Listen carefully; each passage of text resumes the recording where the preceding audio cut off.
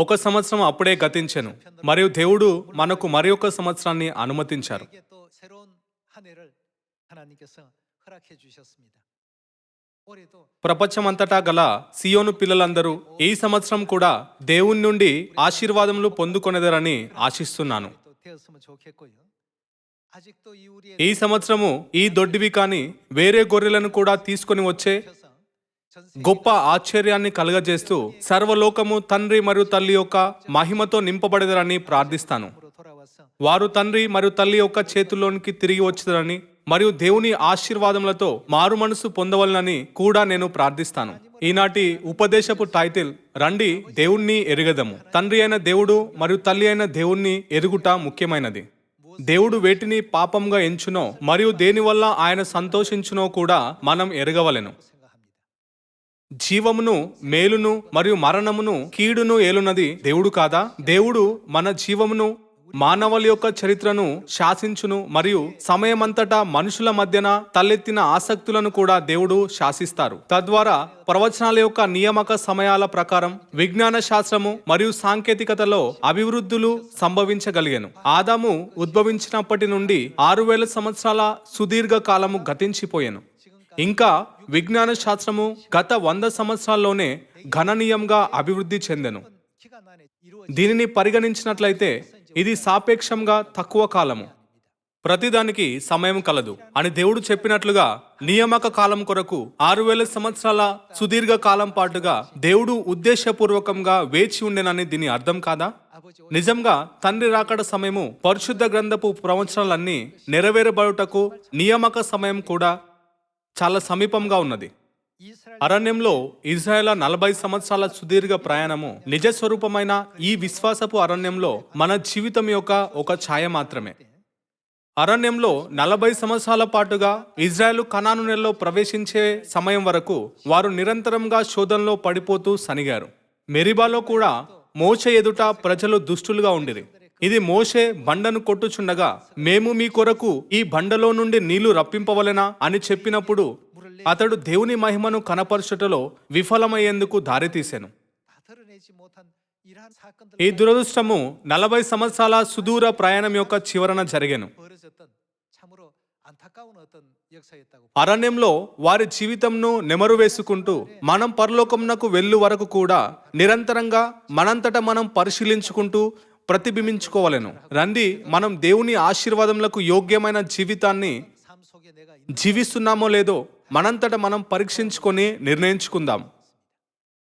ఇజ్రాయేలు అరణ్యంలో తమ 40 సంవత్సరాల ప్రయాణమంతటా అనేక మార్లు దేవుని యొక్క అద్భుత శక్తిని చవిచూశారు. 40년간 వారు 40 సంవత్సరాలుగా మన్నాను తిన్నారు మరియు తమ శత్రులపై కూడా అనేక విజయాలను పొందేలాగా దేవుడు గిబియోనుపై సూర్యుణ్ణి ఆపివేసినప్పుడు మరియు అయ్యాలోను లోయపై వారి కొరకు దేవుడు చంద్రుణ్ణి ఆపివేయటం లాంటి కార్యాలను చవిచూశారు. దేవుడు తాను నిజంగా ఉన్నారని వారు మారుటకు మరియు గ్రహించుటకు దేవుడు వారి కొరకు సరిపోయేంతగా అనేక అద్భుతాలను కనపరిచినప్పటికీ వారెన్నడూనూ అలాంటి గ్రహింపు కలిగి ఉండలేకపోయాను. ఈ 40 సంవత్సరాల సుదీర్ఘ కాలంలో సన్నిగిన మరియు ఫిర్యాదులు చేసిన చంపబడిన ప్రజల గురించిన నమోదులను మనం చదివినప్పుడెల్లా పరలోకంలో ప్రవేశించే క్షణం వరకు మన గురించి మనం మారవలసిన అనేక విషయాలను మనం గ్రహించలేమా? 이 변화를 잊고 పరలోకంలో ప్రవేశించక మునుపు మనం ఈ గ్రహింపునకు రానట్లయితే అందులో ప్రవేశించటంలో మనం విఫలమయ్యేదము. ఈ గ్రహింపునకు వచ్చువారు మాత్రమే ప్రవేశించగలరు. మన ఎదుట ఉన్న అత్యంత అవసరమైన విషయమనగా మనం నిజంగా దేవుణ్ణి ఎరిగి ఉన్నామా లేదా అని. అరణ్యంలో తమ 40 సంవత్సరాలంతటా దేవుడు కనపరిచిన అన్ని అద్భుతములకు ఇజ్రాయేలు అలవాటు పడెను. దేవుడు వారి కొరకు చేసిన సమస్త విషయాలను ఏదో సాధారణమైన వాటిగా ఎంచుచు వారు మొద్దుబారిపోయాను. ప్రారంభంలో పరలోకం నుండి దిగి వచ్చిన మన్నాను వారు మొదటగా చూసినప్పుడు వారు ఎంతో సంతోషించారు, ఉత్సహించారు మరియు వారి హృదయాలు కదిలించబడెను. ఏమైనా 1 నెల గడవగా, 2 నెలలు గడవగా మరియు 1 సంవత్సరం గడవగా వారు దానిని ఏదో ఏదో సాధారణమైన వాటిగా ఎంచారు. మొదట్లో వారు అది ఒక అద్భుతము, అది బ్రహ్మాండము, అది అమోఘము అని చెప్పారు. వారు దేవునికి మహిమ మరియు స్తుతి చెల్లించారు. ఏమైనా సమయం గతించిన కొలది అది వారికి తగినదిగా భావిస్తూ దానిని ఒక విధమైన ప్రయోజనంగా ఎంచి వారు దానిని తేలికగా తీసుకున్నారు. ఏమైనా నిజానికి ప్రారంభం నుండి అదెన్నటికీ ఏదో సాధారణమైనది కాదు. ఈ సంఘటన అసాధారణమైనది మరియు అద్భుతమైనది. కానీ వారు దానిని అన్ని వేళల్లో జరిగే ఏదో సాధారణమైన విషయము అన్నట్లుగా పరిగణించారు. దేవుని చిత్తాన్ని నేర్చుకోవటకు 40 సంవత్సరాలు గడిపిన ప్రజలు ఉండెను, కానీ వారు గ్రహించలేకపోయారు. దేవుని చిత్తాన్ని నేర్చుకోవటకు కేవలం 1 సంవత్సరంలోనే కలిగి ఉన్న ప్రజలు కూడా ఉండెను, కానీ వారు వెంటనే దాన్ని గ్రహించి దేవునికి మహిమను చెల్లించారు. ఇందువల్లే రండి దేవుణ్ణి ఎరిగెదము అనే పేరు గల ఉపదేశంతో మనం దేవుని వాక్యంను అధ్యయనం చేయుచున్నాము. ఈ క్రొత్త సంవత్సరంలో మనం దేవునికి అధిక కృతజ్ఞతలు మరియు మహిమ చెల్లించదమని మరియు మనం ఎన్నటికీ మన విశ్వాసంను కోల్పోక అంతం వరకు దాన్ని నిలుపుకొనేదమని ఆశిస్తున్నాను. 한 해가 되었으면 좋겠습니다.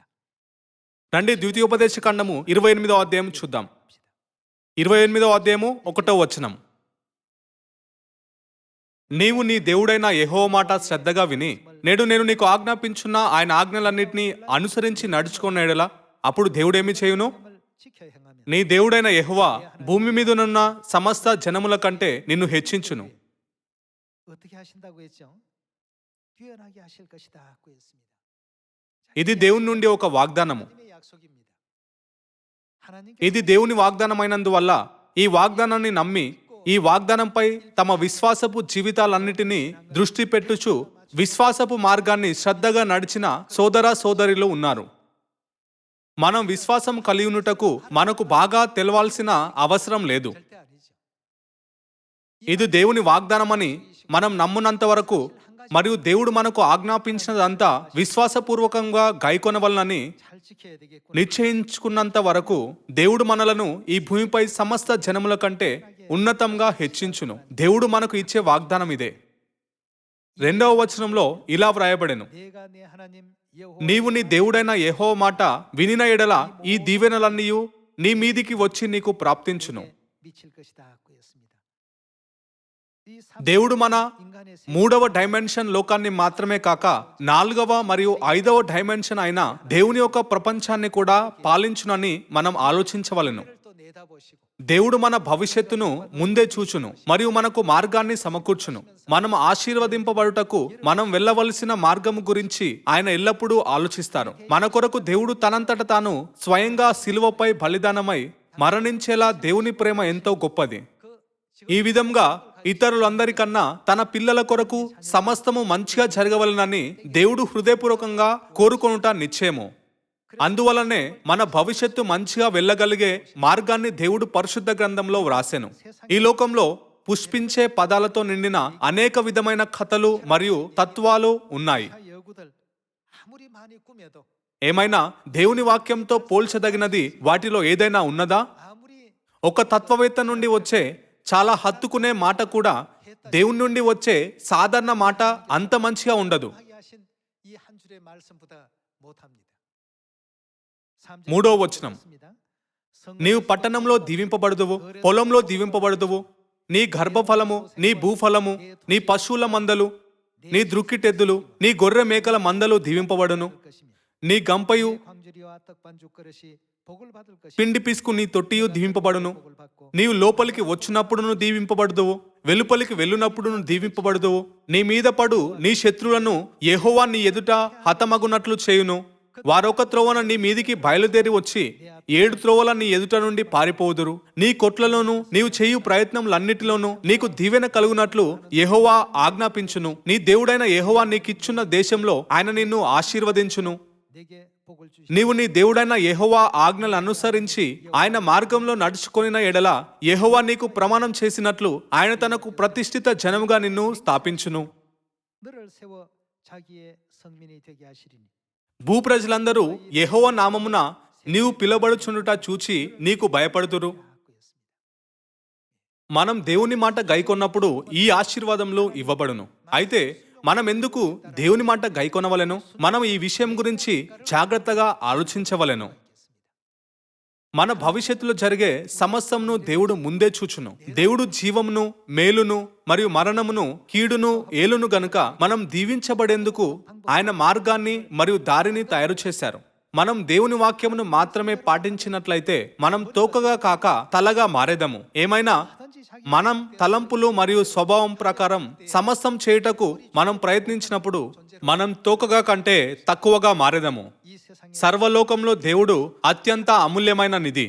21వ శతాబ్దంను నడిపించే ప్రపంచ ప్రఖ్యాతిగాంచిన పండితుల చేత వ్రాయబడిన గ్రంథాల నుండి వచ్చే 10,000 వ్రాతలను లేక చాలా ప్రఖ్యాత మరియు అనర్గళమైన వక్తల నుండి వచ్చే మాటలను దేవుని ద్వారా ఇవ్వబడిన నీవు నీ దేవుడైన మాట విన్న ఎడల ఈ దీవెనలన్నీ నీకు ప్రాప్తించును అనే ఒక్క సందేశంతో మనం పోల్చవలసి వచ్చినను ఈ ఒక్క సందేశము ఆ మాటలన్నిటికంటే చాలా గొప్పది. మనం తరచుగా దీనిని చెప్పుచున్నప్పటికీ అది చిత్తశుద్ధితో కాక మరియు మన హృదయాల నుండి రానట్లుగా కనబడుచున్నది.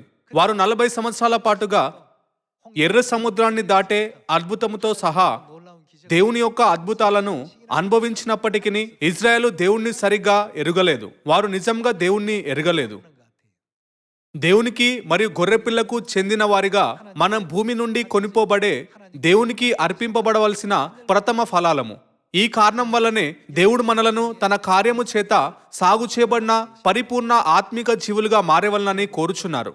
ప్రతి ఒక్క దినము మనం ఎక్కడకు వెళ్ళినను దేవుడు ఈ రోజు నాకు ఎలాంటి ఉత్సాహకరమైన అనుభూతిని అనుగ్రహించును అని ఆలోచిస్తూ దేవుడు మన కొరకు తెరిచే విభిన్నమైన అవకాశాల గురించి మనం ఆతృతగా భావించవలెను. మనంతట మనం నేను నిజంగా నా తలంపులను వదిలివేసి దేవుడు ఎక్కడికి వెళ్ళునో అక్కడికెల్లా ఆయనను వెంబడిస్తున్నానా అని ప్రశ్నించుకోవలెను. ప్రతి ఒక్కరూ ఇజ్రాయేలీయులు అరణ్యంలో 40 సంవత్సరాలుగా శిక్షణ పొందారు. కానీ ఆ శిక్షణలో ఉత్తీర్ణం కాలేని వారు 40వ సంవత్సరంలో కూడా పడిపోయారు. పరిశుద్ధ గ్రంథపు 66 గ్రంథాల్లో వ్రాయబడిన అన్ని వాక్యములు మనం దీవించబడుటకు దేవుని చేత ఇవ్వబడెను. ఈ యుగంలో మనకు దేవుని చేత నేరుగా ఇవ్వబడిన అన్ని వాక్యములు ఆయన ఆశీర్వాదాలను కలిగి ఉన్నాయని రండి మనం ఎల్లప్పుడూ గుర్తుంచుకుందాం. ఇందువలనే మనం వాటిని ఆచరణలో పెట్టవలెను. 그다음 12절 రండి 12వ వచనం చదువుదాం. 선들을 위하여 నీవు అనేక జనములకు అప్పిచ్చెదవు కానీ అప్పు చేయవు. నేడు నేను నీకు ఆజ్ఞాపించు మాటలన్నిటిలో దేని విషయంలోనూ 내가 많은 민족들에게 구워 줄지라도 కుడికి గాని ఎడమకు గాని తొలగి అన్యుల దేవతలను అనుసరింపకయు వాటిని పూజింపకయు ఉన్న ఎడల 위에만 있고 아래 నీవు అనుసరించి నడుచుకొనవలనని నేడు నేను నీకు ఆజ్ఞాపించున్న నీ దేవుడైన యెహోవా ఆజ్ఞలను విని వాటిని అనుసరించి గైకొనిన ఎడల యెహోవా నిన్ను తలగా నియమించును గాని తోకగా నియమింపడు. 우러나 치우치지 아니하고 నీవు పైవాడవుగా ఉందువు గాని 하면 이와 క్రిందివాడవుగా ఉండవు. 였습니다. 이 약속 ఈ వాగ్దానము మారదు. మనం దీవించబడగలిగే అన్ని మార్గాలను దేవుడు పరిశుద్ధ గ్రంథపు 66 గ్రంథాల్లో వ్రాశారు. 해 놓으셨고 ఏమైనా మనం ఆ మార్గాలను వెంబడించడం లేదు. ఎందుకనగా మనం వాటిని నమ్మము. 이대로 지금 못 하는 겁니다. 아버지 తండ్రి మరియు తల్లి యొక్క వాక్యములలో అన్ని ఆశీర్వాదములు కలిగి ఉన్నాయని మనం పరిపూర్ణంగా గ్రహించినప్పుడు వారు ఎక్కడికి వెళ్ళినను అక్కడికెల్లా మనం వెంబడించగలమనున్నది నిజం కాదా? మనమందరము మన సొంత తలంపులు కలిగి ఉన్నాము. అలాగే చిన్న నైపుణ్యాలు మరియు ప్రతిభ కలిగి ఉన్నాము. 어떤 달란트 ఈ విషయాలను మనం దేవుని ఎదుట అతిశయపడినట్లయితే అది సిగ్గుకరము. 정말 참 부끄러운 일입니다. 고린도전서의 మొదటి కొరింథీలో దేవుడు నీకు కలిగిన వాటిలో నీవు పొందనిది ఏది అని చెప్పెను. 무엇이 있더냐고 했습니다. సమస్తము దేవుని చేత ఇవ్వబడెను. 께서 주신 것인데 ఏమైనా కొన్ని మార్లు మనల్ని మనం ఏదో గొప్పవారిగా పరిగణిస్తూ ఇతరుల కంటే చాలా ముఖ్యమైన వారమని అహంకారంగా ఎంచుకుంటాము. ఇది అత్యంత తీవ్రమైన మూర్ఖపు క్రియ. 주시는 것도 దానిని మనకు ఇచ్చిన వారు మన నుండి దానిని తిరిగి తీసుకోగలరని మనం మనసులో ఉంచుకోవలెను. అరణ్యంలో 40 సంవత్సరాల సుదీర్ఘ ప్రయాణంలో మోషే సినాయి పర్వతం నుండి దిగివచ్చుటలో చాలా ఆలస్యం చేసినందుకు ఇజ్రాయేలు ఒక బంగారపు దూడను తయారు చేసుకున్నారు మరియు వారు తిని త్రాగుటకు కూర్చొని ఆనందంలో మునిగి తేలారు. ఇది ప్రజలు దేవునికి ఆగ్రహం తెప్పించేలా ప్రేరేపించెను. ఫలితంగా 3,000 ప్రజలు చంపబడ్డారు మరియు పాపం చేసిన ప్రజలను క్షమించుమని అడుగుచూ మోషే దేవునికి ప్రార్థించెను. 출애굽기 32장 32절입니다. రండి నిర్గమకాండం 32:32 చూద్దాం. 합의하시면 అయ్యో నీవు వారి పాపంను ఒకవేళ పరిహరించితివా, లేనియెడల నీవు రాసిన నీ గ్రంథంలో నుండి నా పేరు తుడిచివేయమని బ్రతిమాలు కొనుచున్నానా నేను. 버려 주시옵소서. 33వ వచనము, 말씀 보시면 అందుకు యెహోవా ఎవడు నా ఎదుట పాపము చేసెనో వాని నా గ్రంథంలో నుండి తుడిచివేయుదును. 내 책에서 ఈ లోకంలో ఉన్న ప్రజలందరిలోకెల్లా కూడా దేవుడు మనలను గుర్తించుకున్నారు. క్రొత్త నిబంధన యొక్క బోధనలతో మనలను నడిపించారు మరియు మనం వాటిని నమ్మేలా అనుమతించారు. ఏమైనా మనం ఎల్లప్పుడూ దేవుని యొక్క దీవెనల నుండి దూరంగా వెళ్తుంటాము. మీరిది చేసిన ఎడల మీరు దీవించబడెదరు అని చెప్పినట్లయితే అప్పుడు మనం దాన్ని ఆచరణలో పెట్టినప్పుడు దేవుడు ఖచ్చితంగా మనలను దీవించును. మనం దాన్ని నమ్మి 약속했으면 ఆచరణలో పెట్టినట్లయితే మనం దీవించబడగలము. 말 해보면 복을 다 받아. ఏమైనా మనం ఇది నమ్మనందువల్ల లేక మన విశ్వాసము క్రమంగా బలహీనపడటం వల్ల మనం చేయవలసిన ప్రయాసమును మనం చేయలేము. మనం ఏమి చేయలేక దేవుని ఆశీర్వాదములు పొందకుండా మనలను దూరంగా ఉంచే క్రియలను చేస్తుంటాము. 그래서 అందువల్లే దేవుడు ఈ వచనంలో ఎవడు నా ఎదుట పాపం చేసెనో వాణ్ణి నా గ్రంథంలో నుండి తుడిచివేయుదును అని చెప్పాను. అయితే దేవుడు వేటిని పాపంగా ఎంచును? 이셨는가? పరిశుద్ధ గ్రంథంలో ప్రజలు దేవునికి విరుద్ధంగా పాపం చేసిన అనేక దృశ్యాలు కనుగొనవచ్చు. ఆ సందర్భాల్లో ప్రతి ఒక్క దానిని దేవుడు మనకు చూపించుటకు కారణం ఉన్నది. 우리에게는 మనకు బోధించుటకు దేవుడు వాటినంతా వ్రాశారని, తద్వారా మనం వారి వల్లనే అదే తప్పులో పడిపోమని పరిశుద్ధ గ్రంథం సెలవేయటం లేదా? ఎవరి పేరైనా దేవుని గ్రంథంలో నుండి తుడిచివేయబడినట్లయితే అది ఒక పెద్ద దురదృష్టకరము. 불행이죠. కొందరు నాకు ఉద్యోగం లేదు కాబట్టి కొన్ని రోజుల నుండి నేను తినటం లేదు, నేను ఒక విలాసవంతమైన ఇంటిలో నివసించేవాడిని కానీ ఇప్పుడు ఆర్థిక ఇబ్బందుల వల్ల ఒక సాధారణ ఇంటిలో నివసిస్తున్నాను అని అంటారు. ఇది ఒక దురదృష్టము కాదు. దేవుని గ్రంథంలో నుండి పేరు తుడిచివేయబడడం మరియు అందులో నుండి తొలగించబడడం విపరీతమైన దురదృష్టం కాదా? 한 어떤 불행 아니겠습니까?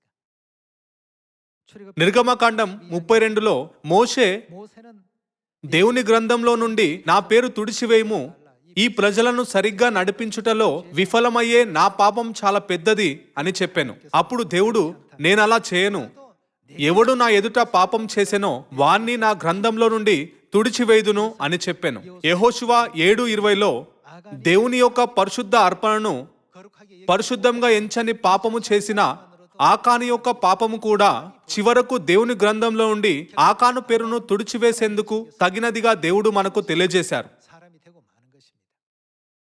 మరియు దీని ద్వారా అతడు నరకం యొక్క నిత్యాగ్నిలో యుగయుగాలుగా బాధించబడే వ్యక్తిగా మారలేదా? 민수기 16장 అరణ్యంలో 40 సంవత్సరాల సుదీర్ఘ ప్రయాణ సమయంలో ఏమి జరిగేనో సంఖ్యాకాండం 16లో నమోదు చేశాను. 여러 가지 행동들이 కోరాహు మరియు అతనితో ఉన్న ప్రజలు మోషే చేపట్టిన అనేక కార్యముల పట్ల సంతృప్తి పడలేదు మరియు వారు దేవుడు వారితో మాత్రమే ఉన్నారా, దేవుడు మాతో కూడా ఉన్నారు అని ఆలోచించటం మొదలుపెట్టారు. ఈ విధంగా వారు అహంకారంగా మారి మోషేకు విరోధంగా తిరుగుబాటు చేశాను. రండి సంఖ్యాకాండం 16 చూద్దాం. దేవుని మనసులో ఏమి ఉన్నదో, దేవుడు వేటిని పాపంగా ఎంచునో, దేవుడు వేటిని ద్వేషించునో మరియు దేవుడు సియోన్లో ఏమి జరగకూడదని చూడగోరునో మనం ఎరగవలెను. 일어나는 것을 원치 않으시 కొందరు ఇది 3500 సంవత్సరాల క్రితం చరిత్రలో జరిగిన కేవలం ఒక సంఘటన అని అంటారు. 역사다 ఇది కేవలం చరిత్ర కాదు. పరిశుద్ధ గ్రంథం యొక్క 66 గ్రంథాలకు సమయము మరియు ప్రదేశంలో పరిమితి లేదు. అవి సమయము మరియు ప్రదేశాన్ని మించి వెళ్ళును. అది ఎందుకనగా 3500 సంవత్సరాల క్రితం నాటి దేవుడు మరియు ఈ యుగం యొక్క దేవుడు అదే దేవుడు, భిన్నమైన దేవుడు కాదు. ప్రతి యుగంలోనూ దేవునికి అయిష్టమైనదేదో ఎన్నటికీ మారదు. ఈ విధంగా చరిత్రలో మనం ఈ సంఘటనపై ప్రతిబింబించుకున్నప్పుడు ఈ యుగంలో జీవిస్తున్న మనము ఏమి చేయకూడదో మనం గ్రహించవచ్చు. ఈ సంవత్సరంలో మనం దేవుని ఆశీర్వాదాలతో జీవించగలిగే మార్గం ఇది కాదా? రండి సంఖ్యాకాండం 16:1 వద్దకు వెళ్దాం. లేవికి ముని మనవడను, కాహతుకు మనుమడును, ఇస్సారుకు కుమారుడగును కోరాహు రూబేనియల్లో ఏలియాబు కుమారులైన దాతాను అబిరాములను పేలేతు కుమారుడైన ఓనును ఎంచుకొని ఇజ్రాయేలులో పేరు పొందిన సభికులను సమాజ ప్రధానులైన 280 మందితో మోషేకు ఎదురుగా లేచి, మోషే అహరోనులకు విరోధంగా పోగుపడి మీతో మాకిక పని లేదు, ఈ సర్వ సమాజంలోని ప్రతివాడును పరిశుద్ధుడే, యెహోవా వారి మధ్యనున్నాడు, యెహోవా సంఘం మీద మిమ్మును మీరెలా హెచ్చించుకొనుచున్నారనగా మోషే ఆ మాట విని సాగిలపడెను. అటు తర్వాత అతడు కోరాహుతో వాని సమాజంతోనూ ఇట్లనెను, తనవాడు ఎవడో పరిశుద్ధుడు ఎవడో రేపు యెహోవా తెలియజేసి వానిని తన సన్నిధికి రానిచ్చును. 여호와의 종에 위에 스스로 높이는요. ఆయన తాను ఏర్పరచుకున్న వానిని తన యొద్దకు చేర్చుకొనును. ఇలాగు చేయుడి, కోరాహును 여호와께서 자기 అతని సమస్త సమూహమునైనా 거룩한 자가 మీరును ధూపార్దులను తీసుకొని 자를 వాటిలో అగ్ని ఉంచి 하시되 రేపు యెహోవా సన్నిధిని వాటి మీద ధూపద్రవ్యం వేయుడి. అప్పుడు యెహోవా ఏ మనుషుణ్ణి ఏర్పరచుకోనో వాడే పరిశుద్ధుడు. లేవి కుమార్లారా, మీతో మాకిక పని లేదు. మరియు మోషే కోరాహుతో ఇట్లనెను, లేవి కుమార్లారా వినుడి, తన మందిర సేవ చేయుటకు యెహోవా మిమ్మును తన యొద్దకు చేర్చుకొనుటయు మీరు సమాజం ఎదుట నిలిచిన వారు చేయవలసిన సేవ చేయునట్లు ఇజ్రాయేల దేవుడు ఇజ్రాయేల్ సమాజంలో ఉండి మిమ్మును వేరు చేయుటయు మీకు అల్పముగా కనబడునా? ఆయన నిన్నును నీతో లేవీలైన నీ గోత్రపు వారినందరినీ చేర్చుకొనెను గదా. అయితే మీరు యాజకత్వం కూడా కోరుచున్నారు. ఇందు నిమిత్తము నీవును నీ సమస్త సమాజమును 이게 작은 일이겠느냐? 하나님이 너와 యెహోవాకు విరోధంగా పోగయ్యున్నారు. అహరోను ఎవడు? అతనికి విరోధంగా మీరు సనగనేలా అనెను. 너희가 అప్పుడు మోషే ఏలియాబు కుమారులైన దాతాను అభిరాములను పిలువనంపించెను. అయితే వారు, మేము రాము, ఈ అరణ్యంలో మమ్మను చంపవలనని 어떤 사람 పాలు తేనెలు ప్రవహించు దేశంలో నుండి మమ్మను తీసుకొని వచ్చుట చాలనట్టు మా మీద ప్రభుత్వం చేయుటకును 그들이 가로되 우리는 올라가지 않겠노라. నీకు అధికారం కావలెనా? 부름에 응하지를 않는 겁니다. 13వ వచనం. 말씀 보시면 내가 우리를 అంతేకాదు, 주는 땅에서 నీవు పాలు తెనెలు ప్రవహించు దేశంలోనికి మమ్మను తీసుకుని రాలేదు. పొలములు 오히려 ద్రాక్ష తోటలు గల స్వాత్యమును మాకియ్యలేదు. 이뿐만 아니라 ఈ మనుషుల కన్నులను ఊడదీయుదువా? మేము రాము అనిరి. అందుకు మోషే మిక్కిలి కోపించి, నీవు వారి నైవేద్యము లక్ష్య పెట్టకుము. 너가 이 사람 ఒక్క గాడిదనైనను వారి యొద్ద నేను తీసుకొనలేదు.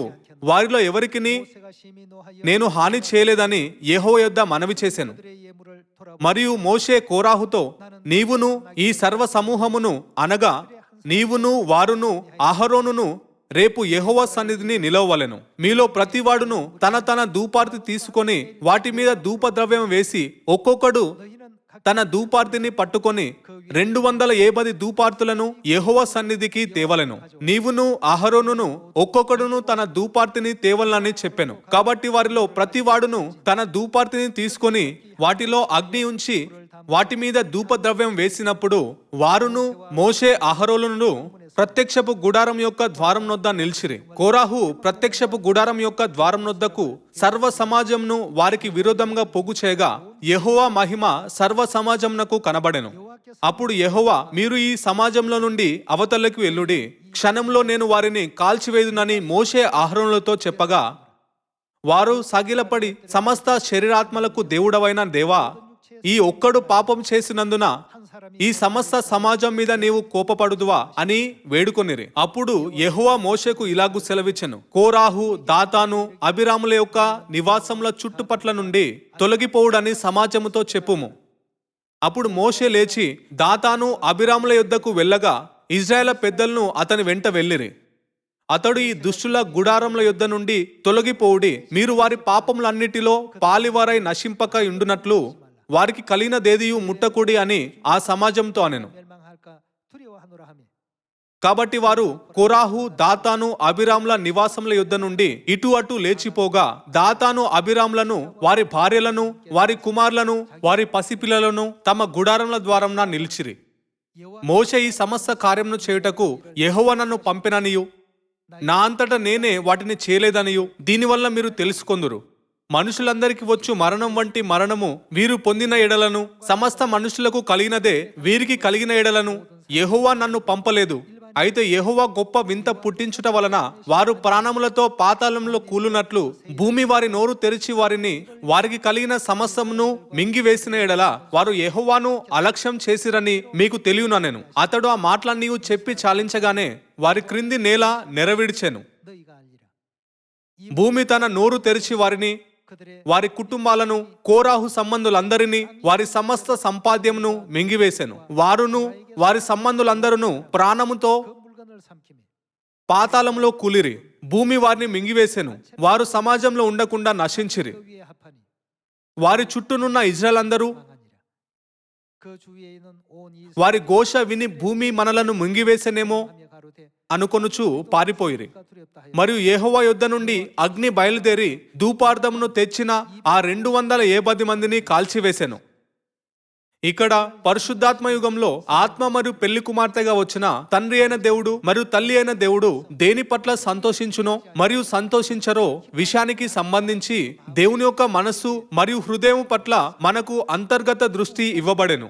మనం దేవుని హృదయాన్ని కొలవగలిగే విషయం సంఖ్యాకాండం 16లోనే కాక కానాను నేలలో సంచరించిన 12 గూఢాచారుల కార్యం ద్వారా కూడా మనం చూడవచ్చు. 또 살필 수가 있고 మనం ఈ రోజు చదివిన ద్వితీయోపదేశకాండం 28లో మనం దేవుని మాట గైకొంటూ దేవుని యొక్క ఉనికిని సరిగ్గా గుర్తించినట్లయితే మనం లోనికి వచ్చినప్పుడు మరియు బయటకు వెళ్ళినప్పుడు మనల్ని దీవించునని మరియు సమస్త జనులకు పైగా మనల్ని హెచ్చించునని దేవుడు వాగ్దానం చేశారు. 민족 위에 뛰어나게 하나님께서 해 주시겠다고 했습니다.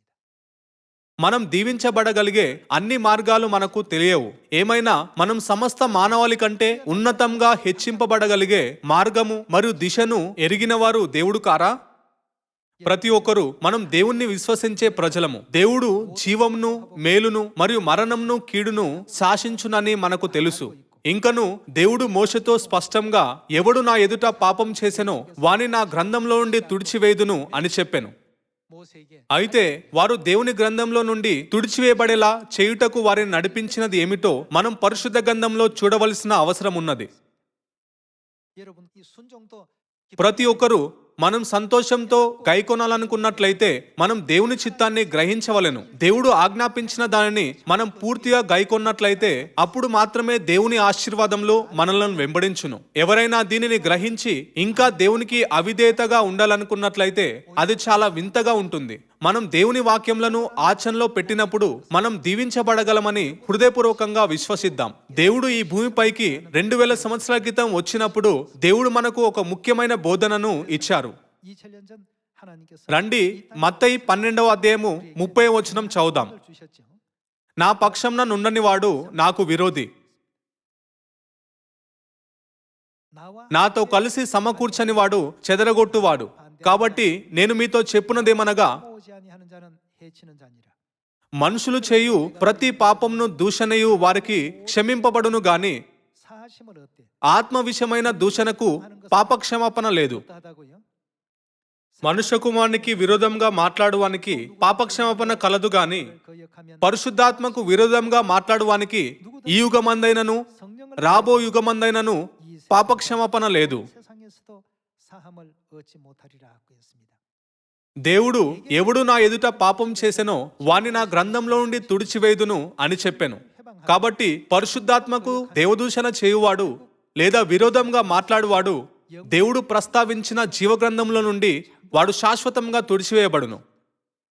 అనేక మంది మనలను తండ్రి అన్సహం గారు ఏ అద్భుతాలు ప్రదర్శించారు, 행했습니까? తాను మనలను చేపట్టాలని కోరే తండ్రి అన్సహం గారి చిత్తం ఏమిటి, తండ్రి అన్సహం గారు వెంబడించే విషయాలు ఏమిటి అని అడుగుతుంటారు. పరిశుద్ధ గ్రంథపు 66 గ్రంథాల ద్వారా దేవుడు ముందే మనకు సమస్తమును సాక్ష్యమిచ్చారు. కానీ కొందరు ఇంకా ఈ ప్రశ్నలు అడుగుతుంటారు. వారు అలాంటి ప్రశ్నలు అడుగుటకు కారణము క్రీస్తు అన్సహం గారు దేవుడని వారు నమ్మనందువల్ల అని కనబడుచున్నది.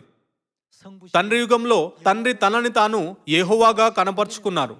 మరియు కుమార్ని యుగంలో ఆయన భూమిపైకి వచ్చి యేసుగా తనని తాను కనపరుచుకున్నారు. మరియు పరిశుద్ధాత్మ యుగంలో తన పిల్లల యొక్క రక్షణ నిమిత్తము ఆయన మరలా శరీరధారిగా వచ్చారు. 구원을 위해서 సాతాను చేత నాశనమైన మరియు పాడైపోయిన సత్యమునంతా పునరుద్ధరించడం ద్వారా ఆయన రక్షణకు గల మార్గాన్ని తెరిచి తర్వాత పరలోకానికి వెళ్ళలేదా? 하시지 않았습니까?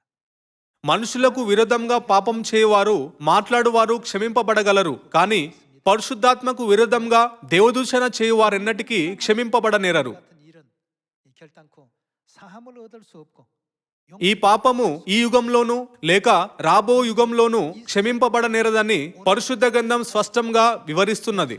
안 되는 어떤 내용이라고 వాణ్ణి నా గ్రంథంలోని తుడిచివేదును అనే దేవుని వాక్యంను గుర్తుంచుకుంటూ దేవుడు పాపంగా దేన్ని ఎంచునో గ్రహించుటకు మనం పరిశుద్ధ గ్రంథపు 66 గ్రంథాలను జాగ్రత్తగా పరిశీలించవలెను. 66권 속에서 దేవుడు ఏ దిశను అనుసరిస్తున్నారో మనం గ్రహించవలెను. 방향이 무엇이었는가? నిర్గమం తర్వాత ఇజ్రాయెలు కనానును జయించేలా చేసినది దేవుడు. కోరాహును శిక్షించినది కూడా దేవుడే. 하나님이셨고 మరియు విశ్వాసంలో కొరతగా ఉన్న 10 మంది గూఢచారులను గద్దించినది కూడా దేవుడే. 하신 분도 우리 하나님이셨습니다. తండ్రి యుగంలో ఆయన పేరు యెహోవా, 여호와셨고 కుమార్ యుగంలో యేసు 예수 మరియు పరిశుద్ధాత్మ యుగంలో క్రీస్తు అన్సహం గారు. పరిశుద్ధ గ్రంథమును అధ్యయనం చేయుటలో మన ప్రధాన లక్ష్యం ఏమిటి? అది మనం దేవుణ్ణి ఎరుగుట కొరకు కాదా? 3500 సంవత్సరాల క్రితం, 2000 సంవత్సరాల క్రితం 2000년 전에 మరియు దేవుడు ఆదాము మరియు హవ్వను సృజించినప్పుడు 6000 సంవత్సరాల క్రితం కూడా సమయాన్ని మరియు ప్రదేశాన్ని అధిగమిస్తూ మన తండ్రి మరియు తల్లి సమస్తమును పాలించుచున్నారు. 주시고 깨우치시고 వారు మనకు దేవుని చిత్తాన్ని చూపిస్తూ దానిని గ్రహించుటలో నిరంతరం సహాయపడుచున్నారు. ఏమైనా మనం తరచుగా దేవుడైన యెహోవా, యేసు మరియు క్రీస్తు అన్సహం గారు భిన్నమైన దేవుళ్ళని అపార్థం చేసుకుంటాము. 알지 못하는 데서 దేవుణ్ణి సరిగ్గా ఎరుగని ఫలితంగా ఈ యుగంలో మనం ఏ విధమైన విశ్వాసపు మార్గాన్ని నడవవలెనో గ్రహించటంలో మనం తరచుగా విఫలమవుతుంటాము. పరిశుద్ధాత్మ యుగంలో కూడా పరలోక తల్లిని దూషించే మరియు వ్యతిరేకించే మూర్ఖ ప్రజలు ఉన్నారు. ఏమైనా తండ్రి పరలోక తల్లి గురించి స్పష్టంగా సాక్ష్యం ఇవ్వలేదా? 엘리사는 ఎలీషా ఏలియాను వెంబడించెను, యెహోషువ మోషేను వెంబడించెను, పేతురు యేసును వెంబడించెను, మరియు నేను తల్లిని వెంబడిస్తాను. తండ్రి మన దేవుడు స్వయంగా ఇది వ్రాసెను. 기록하신 내용입니다. దేవుని చిత్తానికి విరుద్ధంగా ఎవరు నిలబడలేరు. 하거나 거스릴 수가 없는 것입니다. మీరు ఇది చేసినట్లయితే దీవించబడెదరు మరియు అది చేసినట్లయితే శపించబడెదరు అంటూ మనం చేసుకునే ఎంపికల ఫలితాలను దేవుడు మానవాళికి చూపించారు. ఏమైనా దురదృష్టవశాత్తు తమను శపించబడేలా నడిపించే మార్గాన్ని వెంబడించే అనేక ప్రజలు ఉన్నారు.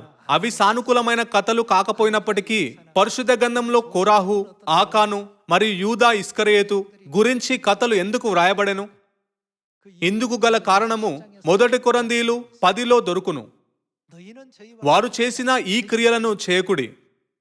ఈ సంవత్సరం 아버지 రండి తండ్రి మరియు తల్లికి అధిక సంతోషాన్ని మరియు మహిమను చెల్లిద్దాం. దేవుడు మనకు దీవించబడే మార్గాలను చూపినందున 이렇게 알려주셨는데 రండి ఆ మార్గాల నుండి చెదిరిపోకుండా ఉందాం. ఈ సంవత్సరము తొడగూటి నొప్పిని అనుభవించినను రండి పరలోకపు ఆశీర్వాదములు పొందుకోటకు బలంగా తీర్మానం చేసుకుందాం.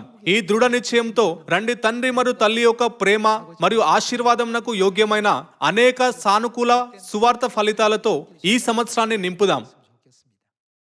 దేవుడు సృష్టించిన సమస్త విషయాలలోకెల్లా వృక్షాలు ఎలా జీవించాయో వాటి యొక్క ఎదుగుదల వలయాల జాడను అవి ఏర్పరుస్తాయి. మనం కూడా మన ఆత్మలపై ఎదుగుదల వలయాలను కలిగి ఉన్నాము మరియు ఆ ఎదుగుదల వలయాలు గత సంవత్సరమంతా మనం ఎలా జీవించామో చూపిస్తాయి. మనం గత సంవత్సరంలో ఎలాంటి ఆలోచనలు కలిగి ఉంటిమో, ఏ విధమైన విశ్వాసము కలిగి ఉంటిమో మరియు ఎంతగా ప్రయాసపడ్డామో మనం మర్చిపోవచ్చు. ఏ సంవత్సరంలో కరువు ఉండెనో, ఏ సంవత్సరము వరదలు ఉండెనో, ఏ సంవత్సరంలో పర్వతంపై మంటలు చెలరేగాయో మొదలగినవి ఆ ఎదుగుదల వలయాలు చూపించగలవు. 수 있답니다.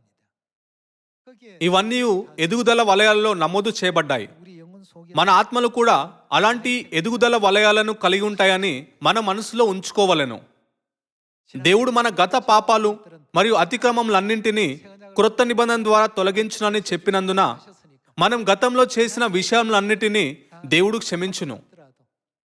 ఈ సంవత్సరము రండి మనం తండ్రి మరియు తల్లి కొరకు జీవించి వారి మాటను గైకొన్నామని చూపించే మన ఆత్మీయ ఎదుగుదల యొక్క వలయాల జాడను వదిలివేద్దాం.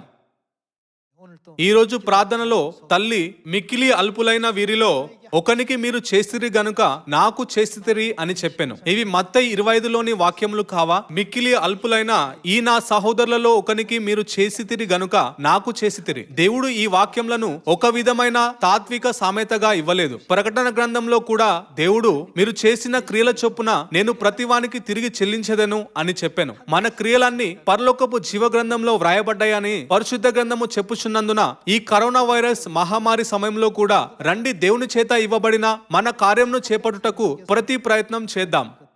రండి భౌతికంగా మరియు ఆత్మీయంగా ఒక ఆశీర్వాదకరమైన జీవితాన్ని జీవిస్తూ మన ఆత్మీయ ఎదుగుదల వలయాలలో సానుకూలమైన నమోదులను లిఖించుకుందాం. అలా చేయడం ద్వారా రండి ఈ సంవత్సరంలో ఇంకా ఎక్కువగా తండ్రి మరియు తల్లిని మహిమపరుద్దాం. ఇంతటితో నేను ఈనాటి ఉపదేశాన్ని ముగించాలనుకుంటున్నాను. చాలా ధన్యవాదములు.